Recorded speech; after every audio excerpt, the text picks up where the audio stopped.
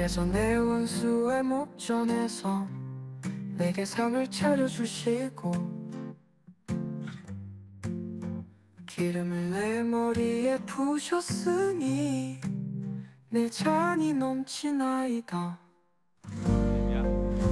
말씀 중에서도 하나님의 은혜와 사랑이 특별히 풍성한 위로와 격려가 우리와 함께 하시길 예수님 이름으로 축원합니다. 벌써 시편 12번째 시간입니다. 시편 23편만 12번째입니다. 제가 엊그제 춘천에서 온 것 같은데 벌써 이렇게 11월 달이 됐네요. 네. 12번째 주제는 낙심에 대한 하나님께서 우리를 어떻게 위로하시는지에 대한 말씀이고요. 말씀 제목은 머리를 매끄럽게 상처를 부드럽게 라는 말씀으로 하나님의 말씀 선포합니다. 5절 말씀 보면 주께서 내 원수의 목전에서 내게 상을 차려주시고 내 머리에 기름을 부으셨으니 내 잔이 넘치나이다 라는 말씀이 있죠. 여기서 이제 기름을 붓는다라는 말씀을 가지고 제가 성경을 묵상하면서 하나님께서 주신 은혜들이 많이 있었습니다. 이스라엘 백성이, 그러니까 성경에서 기름 부음이 나오는 것은 3번이 있습니다. 그러니까 첫 번째는 사람을 따라해 봅시다. 세울 때, 세울 때. 두 번째는 높일 때. 세 번째는 양일 때. 세울 때와 높일 때를 먼저 보면 왕을 세울 때, 선지자를 세울 때, 제사장을 세울 때 기름을 붓습니다. 그죠? 네. 그래서 그 기름 부음 받은 자라는 말을 고상하게 표현하면 우리가 잘 알고 있는 그리스도라는 뜻입니다. 예수님은 우리의 왕이셨고 선지자 역할도 하셨고 제사장의 역할을 감당하셨죠. 그래서 그리스도라는 말의 어원이 그렇게 됩니다. 두 번째는 사람을 높일 때, 여러분 기억하시죠? 바리새인들의 초대로 예수님께서 그 집에 들어가셨을 때 마을에서 유명한 죄인인 여자가, 그러니까 유명한 창녀입니다. 이 여자가 그 바리새인들 앞으로 걸어 들어가서 예수님의 발 아래 향유를 바르고 머리를 털로 씻는 장면 기억하시죠? 예수님이 말씀해 주십니다. 너희는 내가 이 집에 들어왔을 때 내 머리에 관유를 붓지 않았음에도 이 여인은 내 발에다가 그 소중한 걸 붓지 않느냐라는 말씀을 합니다. 그러니까 이스라엘 문화에서 귀한 손님이 왔을 때 이마에다가 머리에다 기름을 바르는 풍습이 있던 것이죠. 그러니까 사람을 세울 때, 기름 부어 세울 때에 예수님과 같이, 또 선지자와 제사장과 왕같이 세울 때 있었고, 또 우리 집에 온 사람들을 기뻐하며 높여줄 때, 귀한 사람에게 귀인입니다 하면서 발라줄 때도 있었다면, 사실 오늘 제가 전하는 말씀은 세 번째, 따라해 봅시다. 양일 때. 이거는 성경에 깊게 나오지 않고 이스라엘의 문화를 아는 사람들이, 공부한 사람들이 알 수 있는 것입니다. 오늘은 이렇게 우리가 양일 때의 의미를 특별히 초점을 맞춰서 말씀을 들어보려 합니다. 여러분, 약속이라는 단어가 있습니다. 영어로는 appointment라고 하죠. 약속은 앞으로 일어날 일에 대해서 준비하는 것을 말합니다. 그러니까 불확실한 미래를 그나마 예측이 가능한 일로 바꾸는 것을 우리는 약속이라고 표현합니다. 앞으로 이렇게 하자, 이렇게 할 거야 라고 약속을 하죠. 그런데 약속이라는 단어 앞에 그 this를 붙이면 뭐죠? disappointment, 뜻은 낙심하다, 실망하다, 이런 뜻으로 바뀌게 되죠. 약속을 안 하다가 아니라 어떻게 해요? 낙심하다로 바뀌게 됩니다. 왜 그럴까요? 미래를 통제할 수 없을 때, 상황이 내 뜻대로 전혀 되지 않는 것이 직감하게 딱 됐을 때 그 미래와 관련됐기 때문에 낙심을 할 수밖에 없는 것이죠. 건강해지고 싶었는데 병에 걸렸을 때, 일어났으면 좋겠다고 생각했는데 그 일이 일어나지 않았을 때 있었던 것이 실망입니다. 그리고 쉬고 싶은데 일을 더 해야 되고, 승진을 하고 싶은데 좌천을 했을 때, 뭐 이럴 때 주로 오지 않을까요? 소설 중에 그 위대한 유산이라는 소설을 읽어보신 분 계십니까? 그 여자 주인공이 나오는데, 이 여자 주인공이 결혼식을 코앞에 두고 약혼자한테 버림을 당합니다. 그 마음이 어떻겠습니까? 그래서 이 분명히 아름다운 미래를 꿈꿨던 이 여인에게는 엄청난 실망과 낙심이 찾아옵니다. 그래서 어떻게 하냐면 집안의 창문이라는 창문은 모조리 다 닫아서 걸어버리고 시계를 멈춰버렸어요. 이 시간이 가는 게 너무 싫어서 모든 시계를 다 찾는 족족 멈춰버리고, 결혼 케이크를 주문해 놓은 거를 그 테이블 위에다가 그대로 방치를 합니다. 나중에 이제 거미가 생길 정도로 그렇게 방치를 합니다. 그리고 이 하얀 웨딩드레스가 누렇게 바란 채 쭈글쭈글 시든 몸을 감싼 그런 어떤 비닐처럼 꼴이 돼버릴 때까지 다른 옷으로 갈아입지를 않습니다. 왜 그럴까요? 마음에 상처, 그 낙심이 깊이 있게 자리 잡았기 때문에 어떻게 할 수가 없는 것이죠. 여러분, 낙심이 찾아올 때 이 여인과 같이 되지 않기를 축복합니다. 네. 오히려 반대의 방법이 있습니다. 성경을 보니까 사도 바울의 모범이 그렇습니다. 바울의 목표가 스페인 쪽으로 복음을 전하러 가는 것이 목표였었어요. 그런데 하나님께서는 그를 스페인이 아니라 로마의 감옥으로 보내버리십니다. 앞선 그 여인과 같이 얼마든지 낙심할 수 있고 난 여기까지인가, 죽음을 직감하면서 이렇게 저렇게 낭망할 수가 있었었는데 그는 그렇게 하지 않았습니다. 다른 방법을 선택해요. 그래, 감옥에 갇혀 있는 동안에 편지나 쓰자. 편지를 씁니다. 그것이 여러분이 잘 알고 있는 뭘까요? 에베소서, 빌립보서, 골로새서, 빌레몬서, 앳빌골몬, 옥중서신이 완성이 되게 되는 것이죠. 스페인에 갔더라면 물론 하나님께서 거기서도 특별한 역사를 일으키셨겠지만 이 앳빌골몬 서신서들이 오늘날까지 수많은 사람들에게, 저도 참 이제 묵상하며 은혜를 많이 받고 말씀을 전하면서 들으면서 많이 받았는데, 그 다음 세대까지 흘러가면서 이 서신서가 주시는 은혜에 비하면은 비할 바가 못 될 것입니다.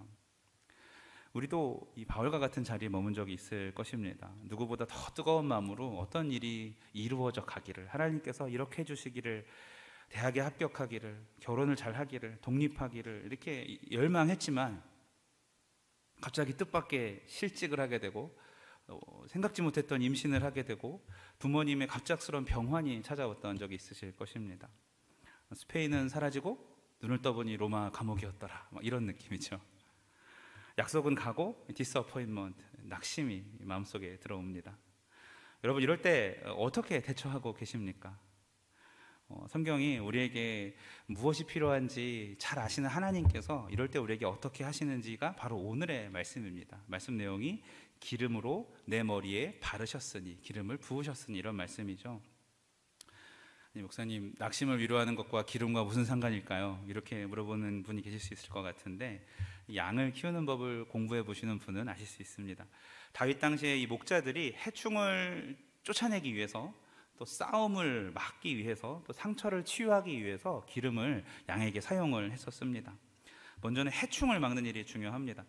사람들에게는 그냥 충이죠. 벌레, 귀찮은 존재라서 쫓아버리면 그만이지만 양한테는 좀 다릅니다. 이 생명을 위협할 만큼 굉장히 두렵고 치명적입니다. 파리나 모기, 특별히 각다귀, 이런 것들이 들끓는 여름이 이 가축들에겐 굉장히 고문의 계절이 되는 것이죠.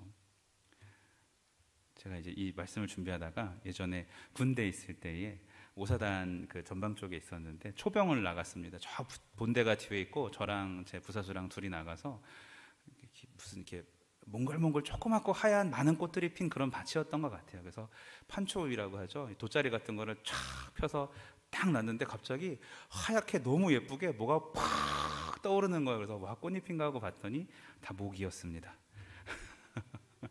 피부가 성한 곳을 찾기 힘들 정도로 옷을 뚫고 들어오는 그 모기 때문에.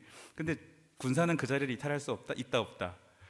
어디 도망갈 수가 없는 거예요. 무슨 다 몸으로 그걸 맞고. 그때 이제 제 후임병한테 제가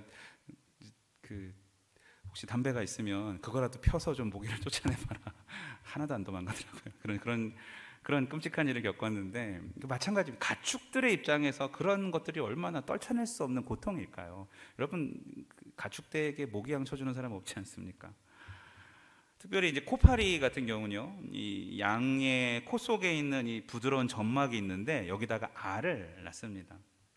걔가 부화하면 유충이 되죠. 그러면 이제 유충이 자라면서 그 양이 미쳐서 날뛰기 시작을 합니다. 간질거리고 괴롭고 성가신 느낌을 받는데 그걸 없앨 수가 없잖아요. 양이 손이 없으니까. 그러면 나무를 들이받고 바위를 들이받고 기둥을 들이받고 이러면서 막 머리를 치켜들었다가 내렸다가 별의별 짓을 다 합니다. 그러다가 잠시나마 이 감염이 심할 경우에는 간지러움을 피해보려고 애쓰다가 마침내 목숨을 끊는 양도 있습니다. 근데 그때가 나은 거예요. 그 코파리 유충이 부화하면 공황 상태가 돼버립니다. 달리기도 하고 갑자기 막 양이 달리기도 하고 어디 막 숨기도 하고 합니다. 몇 시간씩 머리를 가만히 치켜들고 있다가 좀 이렇게, 이런 표현 죄송한데 좀 미친 양 느낌처럼 가만히 이렇게 있다가 또 고개를 푹 숙이고 있다가 도대체 뭐 먹지를 못합니다. 그리고 잠을 잘 수도 없고 또 암컷은 젖을 내지 않고 계속 스트레스 요인이 있으니까 새끼 양들이 성장을 멈춥니다. 이 코파리가 불과 몇 마리만 있어도 양떼가 혼란에 빠지고 심지어는 몰사하는 경우도 있습니다. 무섭습니다. 양에게 해충은 정말 무섭습니다. 이런 까닭에 이 목자들이 양한테 기름을 발라주는데요, 머리에도 기름 비슷한 방충제를 골고루 이렇게 칠하게 됩니다. 그래서 곤충들이 얼씬거리지 못하는 요즘에 우리도 모기 뿌리는 칙칙 이런 거 있지 않습니까? 그거 대신 용도로 그렇게 하는 것이죠. 때문에 양떼는 평온하게 지낼 수가 있습니다. 자, 하지만 여기서 끝나는 게 아니에요. 양이 아무리 평온하게 있더라도 짝짓기철이 딱 되면은 1년 내내 조용하고 온순한 그런 양이었지만 모든 것이 달라지게 됩니다. 순 양들이 뿔을 이렇게 난폭하게 휘둘러대기 시작하는 것이죠. 아마 아브라함이 모리아산 꼭대기에서 만난 그 양은 아마 짝짓기를 실패한 양이 열받아서 산에 올라가다 걸린 게 아닐까 싶긴 한데, 그렇게 막 화가 나서 이런 상태입니다. 이 녀석들이 목장 주위를 활보하면서 자기 영역에게 새로 들어온 암컷 주위를 끌기 위해서 별짓을 다 합니다. 암양의 눈길을 끌었다 싶으면 고개를 막 젖히면서 자기의 이제 짝이 되어 달라는 구애를, 아가씨 내 짝이 되겠냐 이러는 거겠죠. 그런 짓들을 합니다. 그때쯤에 암양의 남자친구 양이 득달같이 나타나서 암양을 딱 보내고 밀어내고, 이 머리끼리 낮췄다가 꽝 부딪히고, 머리를 낮췄다가 꽝 부딪히고, 이렇게 싸움을 합니다. 난데없이 양의 박치기 시합이 벌어지는 것이죠. 목자는 어떻게 할까요? 이럴 때 받을 때에 그 욕구 자체를 없앨 수가 없으니까 부러지거나 크게 다치지 않도록 온통 머리에 기름을 발라줍니다. 미끄럽고 기름기 많은 물질을 코와 머리에 문질러줘야 머리끼리 정통으로 부딪히지 않고 계속 미끄러져서 빗나가게 만드는 것이죠. 그래도 상처 나는 데가 참 많습니다. 바로 또 그런 상처들 때문에 양들에게 목자가 기름을 발라줍니다. 그 양이 박치기뿐만 아니라 살다 보면은 굉장히 상처가 많이 납니다. 가시덤불에 찔리기도 하고 날카로운 바위 모서리에 베이기도 합니다. 또 양들이 나무에 머리를 너무 세게 비비다가 생기는 상처들도 있고, 이런저런 이유들로 양은 항상 상처를 달고 사는 동물입니다. 따라서 목자가 정기적으로 작게는 날마다 어디가 베이거나 까진 데가 없는지 그 양들을 계속해서 살펴보아야 합니다. 여러분, 목자가 양의 이름을 다 지어주고 알 수 있는 것은 하나하나가 다 다르기 때문에 그런 것이겠죠. 목자는 벤 자리가 덧나지 않기를 바라면서 오늘의 상처가 내일의 감염으로 연결되지 않기를 바라면서 기름을 머리에 바르게 되는 것이죠. 그래서 기름을 머리에 바른다는 말씀은 예방이기도 하고 치료이기도 한 말씀이 되는 것입니다. 목자의 입장에서는 상처가 깊어지지 않기를 바라는 것은요, 양을 키우는 목자뿐만 아니라 우리들의 목자이신 하나님도 마찬가지인 줄로 믿습니다. 다윗은요, 하나님을 목자라고 표현했고 자신을 양이라고, 여호와는 나의 목자시니 나를 양이라고 지금 표현하는 중인데, 그 하나님께서 목동이었던 자기가 양에게 그렇게 하였듯이 나에게 그렇게 기름을 바르시고 나에게 그렇게 상처를 치료해 주시고 예방해 주시는 그 손길을 기억한 것이죠. 우리도 다윗처럼 또 양들처럼 상처를 입습니다. 실망과 낙심이 꼬리에 꼬리를 물고 마음을 스쳐가면서 생기는 상처들이 참 많습니다. 조심하지 않으면 실망은 곧 쓰라린 통증으로 이어지고, 양들은 그 상처 때문에 아파하듯이, 양들이 그렇게 아파하듯이 우리도 똑같이 아파합니다. 시편 100편 3절을 보니까 그는 우리를 지으신 자시요 우리는 그의 것이니 그의 백성이요 그의 기르시는 양이라 라고 표현되어 있죠. 양들만 그런 치료와 예방이 필요한 것이 아니라 우리도 역시 서로에게 화를 품고 보이지 않게 들이받기도 하고 다 보이는 데서 들이받기도 하면서 상처를 입습니다. 또 살면서 마주치는 낙심들 중에서는 사소한 서운함에서 시작되는 경우가 참 많습니다. 잘 생각해보면 우리의 문제가 사자같이 커다란 어려움에서 생기기보다 좀 벌레같이 사소한 것에 대한 갈등에서부터 생길 때가 되게 많은 거예요. 제가 어떤 가족을 상담을 하는데 권사님이랑 어떤 성도님이 자꾸 이렇게 부부신데 이렇게 좀 사이가 안 좋으신데 서로 흉을 보시는데 뭐가 그렇게 어려우세요? 그랬더니 아니 우리 남편이 화장지를 이렇게 건드는 거예요. 자기는 이렇게 걸어야 되는데 화장지가 벽 쪽으로 떨어지니까 불편하시다는 거예요. 그래서 그럴 수도 있겠다. 근데 곰곰이 생각해 보니까 권사님, 이렇게 걸든 이렇게 걸든 똑같이 나올 건 잘 나오죠? 그러면 된 겁니다. 이렇게 말씀을 드려서 얘기했던 기억이 나요. 정말 사소한 건데도 하나가 마음에 안 들면 다 나랑 부딪히고 나랑 다른 점이 다 틀린 점이 되면서 그런 것들 같아요. 사소한 것에서부터 갈등이 시작되죠. 여러분, 우리가 남들과는 어떻습니까? 다 같이 모여서 저녁 먹는 자리에 내가 초대받지 못할 수도 있습니다. 원하던 어떤 팀, 어떤 학교, 어떤 그룹에 내가 들어가지 못할 수가 있습니다. 학생들은 장학금을 놓칠 수도 있고요. 정말 열심히 일했지만 상사가 알아주기는커녕 낼름 가져갈 때도 있습니다. 모처럼 새 옷을 탁 차려입고 말끔히 이렇게 탁 꾸몄는데 아무도 못 알아줄 때가 있습니다. 자매님들이 되게 서운해하시더라고요. 그럴 때 아파트에 엉망진창이 된 계단을 치우지 않고 내버려두는 이유 때문에 맨날 이렇게 이리저리 장애물들 피해서 복도를 지나가는 그런 경우도 있고요. 생각해보면 참 마음이 조금만 이렇게 하나님 앞에 평강이 없으면 무너지기가 혹은 상처받기가 쉬운 상황이, 짜증내기가 쉬운 상황이 정말 많습니다.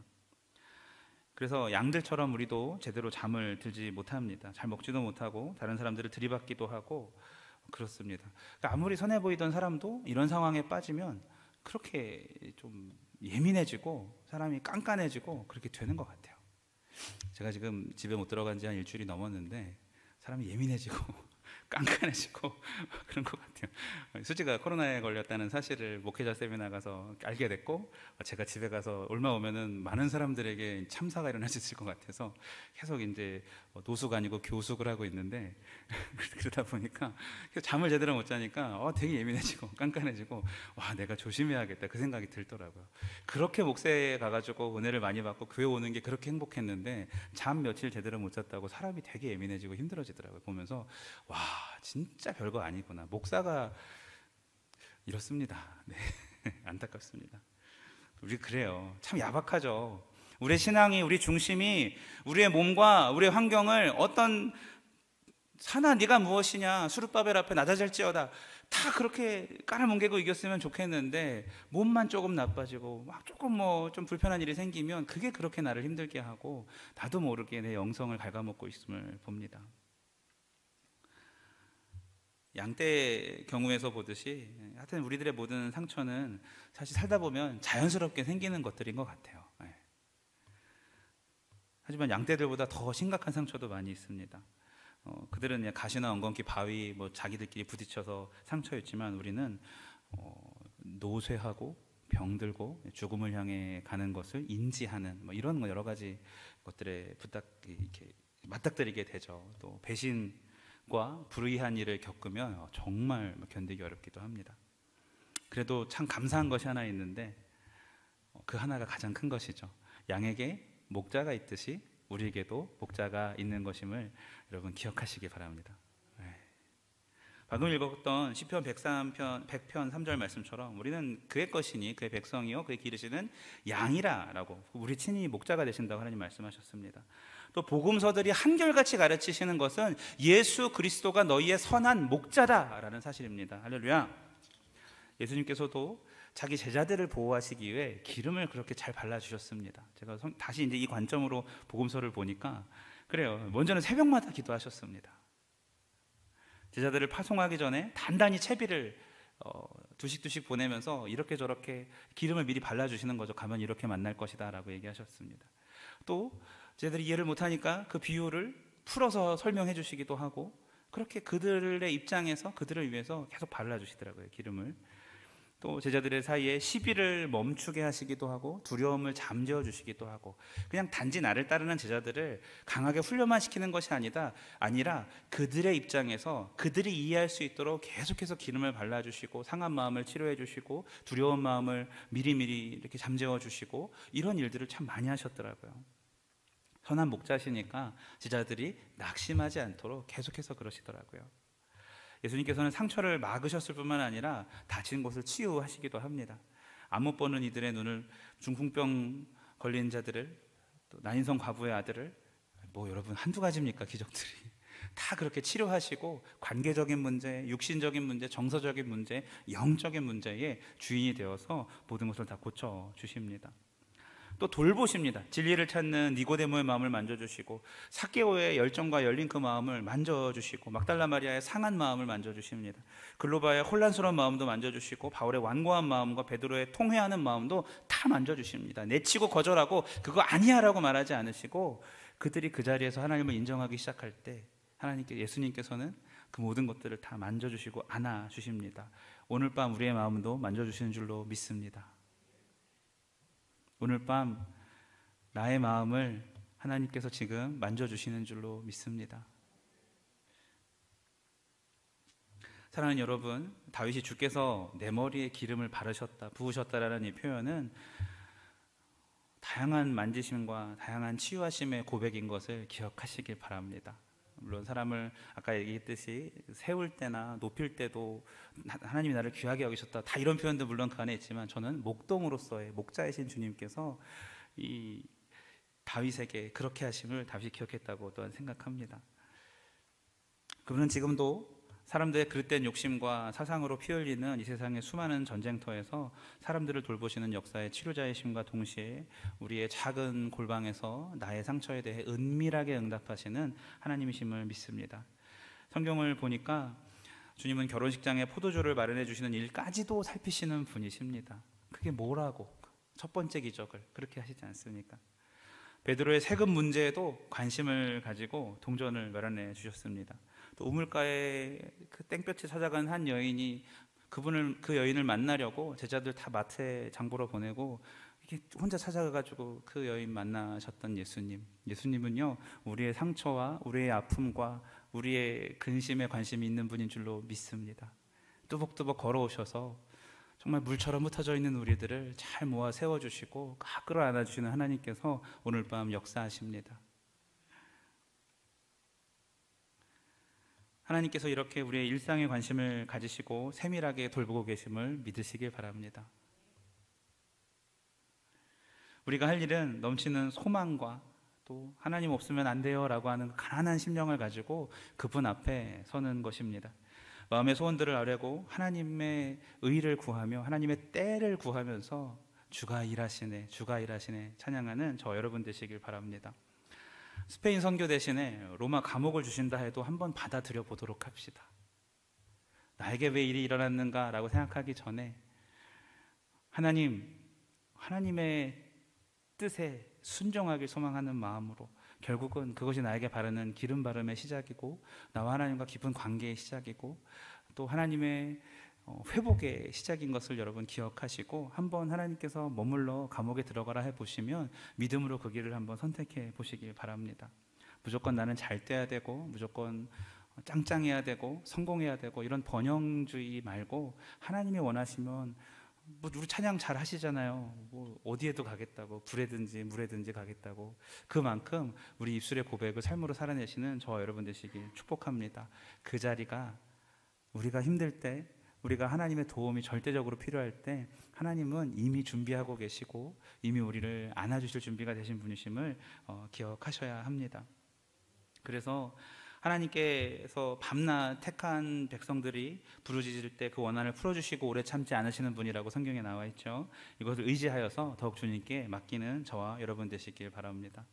사랑하는 우리 울산교회 성결 가족 여러분, 양은요 어째서 그 기름이 파리를 쫓아내는지, 어째서 그 기름이 상처를 치료하는지 알까요? 걔가? 모릅니다. 사실 양의 입장에서 하는 것은 그가 나와 함께 하시며 자꾸 뭐 이렇게 발라주시고 그런 것밖에 모르죠. 우리도 많은 것을 알 수는 없지만 한 가지 확실히 알 수 있는 것은 세심하고 세밀하신 그 능력의 하나님께 상처나 근심이나 아픔이나 어려움이 있을 때 그저 머리를 디밀면 하나님께서 고쳐주시고 만져주시고 있다는 그 사실일 뿐입니다. 우리가 이렇게 주를 우러러 볼 때 하나님께서 다윗에게 하신 것처럼 우리의 머리에도 기름을 바르실 것입니다. 그 하나님을 만나는 밤 되시길 예수님 이름으로 축원합니다.